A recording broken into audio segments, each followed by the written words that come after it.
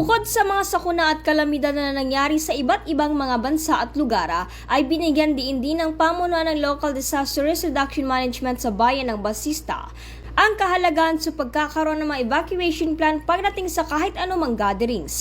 Ayon sa naging panayam kay Josephine Rubillos, ang siya namang Municipal Disaster Risk Reduction Management Officer ng bayan ng Basista at Presidente ng Pangasinan Association Local Disaster Risk Reduction Management Office o PAL-DRMO sa probinsya ay nananawagan ito sa kanyang mga kapwa-responder na bukod sa mga sakuna at kalamidad ay dapat aktibo rin sa kahit anumang events na nangyari sa kanilang lugar. Ito ay upang mas maiwasan ang anumang insidente, kaya naman ang pagkakaroon ng evacuation plan ay isa sa mga bagay na dapat nakahanda at pinagpaplanuhan ng mabuti para sa kaligtasan ng lahat.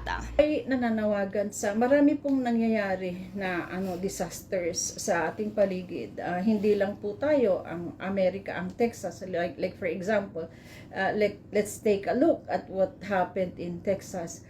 I think I would like to appeal to all the local chief executives and the RRM, everyone, na kung mayroon tayong event na gagawin ay dapat naka-enclose or naka-incorporate yung evacuation plan. Let's take for example, yung examine natin deeper yung nangyari sa Texas. Nagkaroon sila ng ganong activity. Dapat mayroong evacuation plan. In every activity, in every program, maski simple event like basketball, fiesta, dapat may ICS, may integrated na ICS system sa kanila, at saka may plan kung saan i-evacuate in case something happens.